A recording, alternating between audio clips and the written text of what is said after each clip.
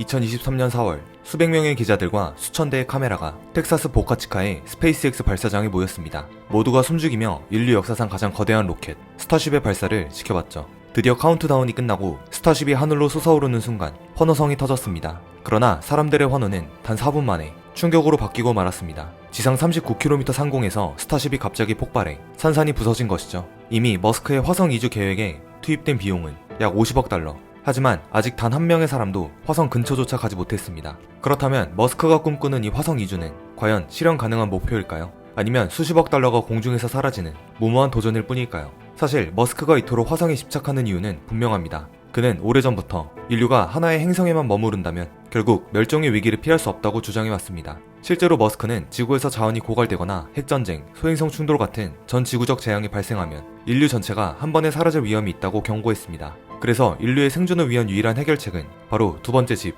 즉 화성에 인류가 정착하는 것이라는 겁니다. 만약 머스크의 계획대로 정말 인류가 화성에 도착하게 된다면 과연 그 다음은 어떤 일이 벌어질까요? 화성의 붉은 땅에 첫 발을 내디는 순간 사람들은 엄청난 성취감을 느끼겠지만 곧 그들은 혹독한 현실과 마주해야 합니다. 화성은 지구와 완전히 다릅니다. 붉은 모래폭풍이 시속 100km로 몰아치고 일교차는 100도에 달하는데요. 실제로 화성의 낮 최고 기온은 20도지만 밤에는 최저 영하 100도까지 떨어지는 기온 때문에 우주복 없이는 밖으로 한 발짝도 나갈 수 없거나 기지 생활을 해야 합니다. 일론 머스크 역시 한 인터뷰에서 화성에서의 삶은 아름답겠지만 초기 정착민들은 아주 힘든 도전을 견뎌야 합니다 라는 말을 남겼죠. 처음 화성에 도착한 사람들은 지구에서 가져온 식량과 자원으로 생활을 시작하겠지만 곧 그 자원도 바닥을 드러낼 것이기 때문에 결국 인류가 화성에서 장기적으로 살아남으려면 자체적으로 생산해야만 합니다. 더 큰 문제는 그 다음입니다. 인류는 전에 없던 새로운 변화를 경험하게 될 것인데 화성에서 태어난 아이들은 지구보다 훨씬 낮은 중력 때문에 전혀 다른 체형과 신체적 특징을 갖게 될 가능성이 큽니다. 면역력과 근력이 약해질 수 있고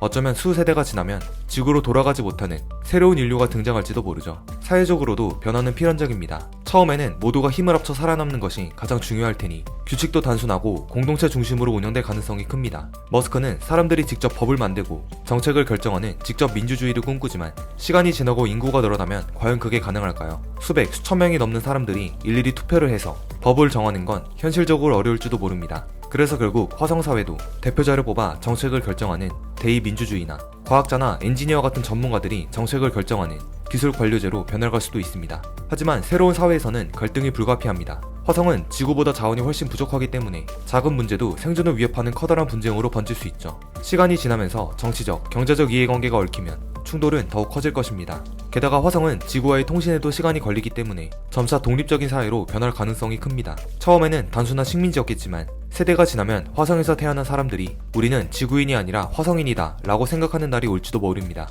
머스크는 이 거대한 꿈을 현실로 만들기 위해 스페이스X를 설립했습니다. 그는 비용을 낮추고 인류를 화성으로 보낼 기술을 개발하기 위해 모든 것을 걸고 있죠. 그리고 그 중심에 있는 기술이 바로 거대한 우주선 스타쉽입니다. 머스크는 스타쉽을 통해 사람과 화물을 저렴하게 화성으로 보내겠다는 야심찬 목표를 세웠습니다. 하지만 현실은 만만치 않았습니다. 앞서 언급했듯이 스타쉽의 첫 시험 발사가 불과 4분 만에 공중에서 폭발해버렸고 같은 해 11월 두 번째 시험 발사에서 이륙 자체는 성공했지만 100km 상공에서 또다시 폭발했습니다. 원인은 1단 로켓 슈퍼헤비가 제대로 분리되지 않아 벌어진 사고였죠. 연이은 실패 앞에서 머스크는 공개적으로 자신의 깊은 고뇌를 드러냈습니다. 우리는 계속 실패하고 있지만 멈출 순 없어요. 성공할 때까지는요. 최근 2024년 10월에 스타쉽 슈퍼헤비 로켓을 발사 후 젓가락 팔로 성공적으로 포획하여 로켓 재사용 가능성을 입증했습니다. 하지만 이후 2025년 1월 시험에서는 2단 우주선의 통신 두절로 실패를 겪으며 아직 성공과 실패가 반복되고 있는 상황이죠. 머스크는 늘 정부와의 협력을 강조하지만 사실 정부와의 관계는 늘 불안정합니다.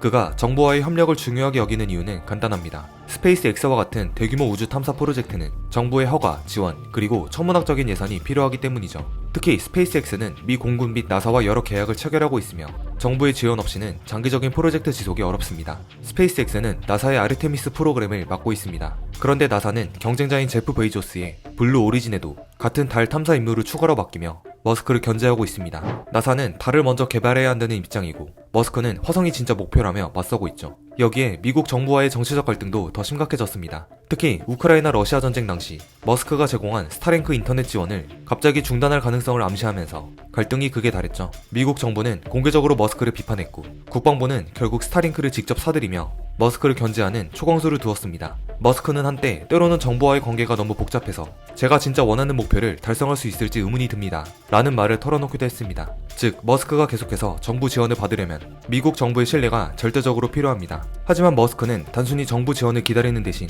정치적인 방법으로 자신의 입지를 구축하는 방향으로 전략을 바꾸고 있습니다. 특히 2024년 이후 그는 도널드 트럼프와의 관계를 대폭 강화하며 공화당 내에서 강력한 정치적 영향력을 행사하는 인물이 되었습니다. 그는 2024년 대선에서 트럼프를 적극적으로 지지하며 공화당 후보들에게만 2억 7,700만 달러, 우리 돈으로 약 3,600억 원이라는 막대한 정치 후원금을 제공했습니다. 트럼프 역시 머스크에 대한 신뢰를 보이며 테슬라 차량을 직접 구매하고 머스크는 미국 경제와 미래를 위해 위험을 감수하며 환상적인 일을 하고 있다고 공개적으로 찬사를 보냈죠. 즉, 과거 민주당 정부와의 관계가 다소 불안정했던 머스크는 트럼프와의 친분을 통해 공화당과 가까운 관계를 형성하며 정부 지원을 확보할 가능성이 커졌습니다. 머스크는 화성 이주를 현실화하는데 최소 약 132조 원이 필요하다고 예상했습니다.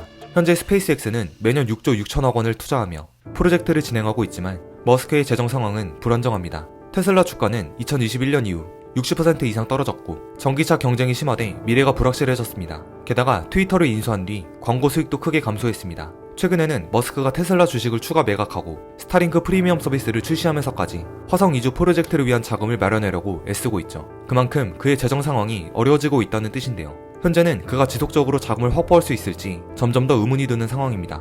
그렇다면 머스크가 선택한 화성은 현실적으로 옳은 선택일까요? 사실 많은 과학자들은 달을 더 현실적인 옵션으로 보고 있습니다. 달은 지구와 훨씬 가깝고 우주 방사선 위험도 훨씬 적습니다. 달에는 물을 쉽게 얻을 수 있는 얼음층이 있으며 헬륨3와 같은 자원으로 연료를 만들기도 쉽습니다. 나사 역시 달에 달 궤도 정거장을 건설하며 먼저 달 개발을 추진 중입니다. 최근 우주과학 컨퍼런스에서도 나사의 관계자는 달을 먼저 개발하는 게 인류의 우주 진출을 위한 최적의 선택이라고 강력히 주장했죠. 하지만 머스크는 단호하게 맞섰습니다. 달은 중요하지만 최종 목적지는 아닙니다. 인류가 궁극적으로 살아남으려면 화성에 가야 합니다. 일론 머스크는 지금까지 불가능해 보이는 일들을 놀랍도록 여러 번 성공시켜왔습니다. 2008년 민간기업 최초의 우주선 발사 성공, 2015년 로켓 재사용 기술 최초 성공, 2020년 민간 최초 국제우주정거장 왕복 임무 성공, 2022년 전세계 위성 인터넷 서비스 스타링크 구축 성공. 하지만 이번 화성 이주는 지금까지와의 성과와는 차원이 다른 도전입니다. 이는 단순히 로켓을 우주로 쏘아 올리는 수준을 넘어 지구와는 완전히 다른 행성에서 인류가 살아갈 환경을 새롭게 창조하는 프로젝트이기 때문인데요. 게다가 머스크는 테슬라, 스타링크, 트위터 등 수많은 사업을 동시에 벌이고 있습니다. 심지어 그 자신도 하루 24시간이 부족하다는 느낌을 매일같이 받고 있다고 언급한 바 있죠. 그렇다면 머스크의 화성 이주가 실현되려면 반드시 충족해야 할 조건은 무엇일까요? 우선 스페이스X는 지속적으로 나사와 미국 정부로부터 지원을 받아야 합니다. 또한 머스크의 재산이 줄어들지 않고 오히려 안정적인 투자와 자금 흐름이 계속 유지되어야 하죠. 화성에서 인류가 식량과 에너지를 자급자족할 수 있는 기술도 실제로 완성해야 하는데 이 중에서 단 하나라도 무너지게 된다면 화성 이주는 머스크의 아름다운 꿈으로만 끝날 가능성이 높습니다. 하지만 역사적으로 보면 혁신과 발전은 늘 불가능을 꿈꾸는 사람들에 의해 이루어졌습니다. 한때 비행기가 하늘을 나는 것도 인간이 달에 가는 것도 모두가 비웃었던 꿈이었죠. 머스크 또한 그런 꿈을 쫓는 사람 중 하나일 뿐입니다. 이런 인류의 도전에는 긍정적 시선만 있는 것은 아닙니다. 화성 이주를 바라보는 윤리적 시선은 상당히 복잡합니다. 과거 화성에 물이 있었다는 흔적이 발견되었고 미생물 형태의 생명체가 존재할 가능성도 제기되고 있습니다. 그렇다면 인간이 화성 환경을 바꾸는 행위는 정당한 것일까요? 화성의 환경을 인간이 살기 좋게 개조하는 테라포밍은 우주 생태계를 파괴하는 행동이 될 수도 있습니다. 일부 과학자들은 지구조차 제대로 지키지 못한 우리가 다른 행성마저 망쳐놓을 권리가 있을까라는 의견을 내놓기도 하는데 이에 대해 머스크는 화성 이주는 지구를 포기하는 것이 아니라 인류 생존을 위한 보험이라는 의견으로 답하고 있습니다. 즉, 그는 화성으로 가는 것이 지구 문제 해결을 회피하는 게 아니라 두 행성을 함께 유지하는 방법을 찾기 위한 현실적인 선택이라고 말합니다. 스페이스X는 현실적인 장애물을 어떻게 극복할까요? 머스크와 스페이스X는 이와 같은 도전을 해결하기 위한 구체적인 기술적 대안을 이미 준비하고 있습니다. 첫 번째는 통신 문제 해결입니다. 화성과 지구 사이의 긴 통신 지연을 해결하기 위해 지구 저궤도에서 이미 검증된 스타링크 위성 네트워크를 화성 궤도에도 구축할 계획인데요. 이를 통해 화성에서도 지구와 거의 실시간에 가까운 통신이 가능해집니다. 두 번째는 주거 문제 해결입니다. 화성의 엄청난 방사선 문제는 머스크의 또 다른 회사 보링 컴퍼니가 개발한 지하 터널 기술로 해결할 계획입니다. 머스크는 실제로 화성 표면은 우리 몸에 치명적이지만 지하는 전혀 새로운 가능성을 열어준다고 얘기하였죠. 지하 터널과 함께 방사선을 차단하는 특수 소재로 만든 지상돔 역시 화성 생활을 더욱 쾌적하게 만들 것입니다. 세 번째는 에너지와 식량 문제입니다. 화성은 지구보다 태양광이 약하고 환경도 혹독해 자급자족이 쉽지 않죠. 이를 해결하기 위해 스페이스X는 태양광 패널과 함께 소형 원자로를 도입해 안정적인 전력을 공급할 계획입니다. 동시에 화성의 독성 토양에서는 작물 재배가 어렵기 때문에 밀폐형 수경 재배 시스템을 구축해 채소를 키우고 인공 단백질과 같은 대체 식량 기술도 함께 개발하고 있습니다. 이처럼 에너지와 식량은 생존의 핵심인 만큼 머스크는 이 두 과제를 동시에 해결하려는 전략을 세우고 있는 것입니다. 마지막으로 머스크가 꿈꾸는 화성은 단순히 살기만 하는 곳이 아닙니다. 그는 화성에 하나의 경제 생태계가 생겨날 거라고 말합니다. 화성 암석을 채굴해 제철소를 세우고 건설 현장에서 로봇이 움직이며 사람들은 화성에서 일하고 돈을 벌고 심지어 우주 관광이 일상화되면 언젠가는 이번 휴가는 화성으로 떠나볼까 라는 말이 현실이 될 수도 있습니다. 하지만 여기엔 한 가지 더 근본적인 문제가 숨어 있습니다. 바로 누가 화성에 갈 것인가 하는 현실적인 질문입니다. 머스크의 계획이 성공한다고 해도 처음 화성에 갈 사람들은 극소수의 선택받은 사람들의 가능성이 큽니다. 초기 정착에 드는 비용은 1인당 최소 수십억 원에 이를 것으로 예상되고 있죠. 이런 엄청난 비용을 누가 부담할 수 있을까요? 머스크 본인조차도 초기 화성 여행은 위험하고 비용도 높기 때문에 누구나 쉽게 갈 수 있는 여행이 될 순 없다며 이를 인정한 바 있습니다. 결국 화성에 가는 사람은 우주 비행사, 과학자, 의사, 엔지니어 등 전문성을 갖춘 소수의 사람들과 엄청난 비용을 감당할 수 있는 부유한 사람들로 제한될 가능성이 큽니다. 이러한 선발 기준은 필연적으로 또 다른 사회적 문제를 만들어낼 수 있습니다. 지구를 떠날 기회를 얻는 사람이 극소수의 엘리트로 한정된다면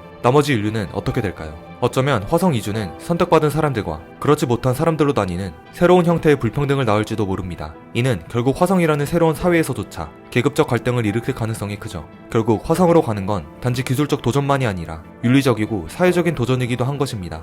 우리는 지금 인류 역사상 가장 위대한 도전을 목격하고 있습니다. 화성 이주는 결코 간단하거나 쉬운 일이 아닙니다. 환경적, 윤리적 논란도 존재하며 수많은 현실적 문제들도 남아 있습니다. 그러나 머스크와 스페이스X는 이를 넘어설 구체적이고 현실적인 해결책을 차근차근 준비하고 있습니다. 과연 인류는 화성에서 새로운 역사를 시작할 수 있을까요? 아니면 머스크의 꿈은 결국 아름다운 환상으로 끝날까요? 정답은 아직 모르지만 확실한 건 우리가 이 위대한 도전을 통해 인류의 미래를 새롭게 써내려 가고 있다는 사실입니다. 이제 그 미래를 향한 여정을 함께 지켜볼 시간입니다.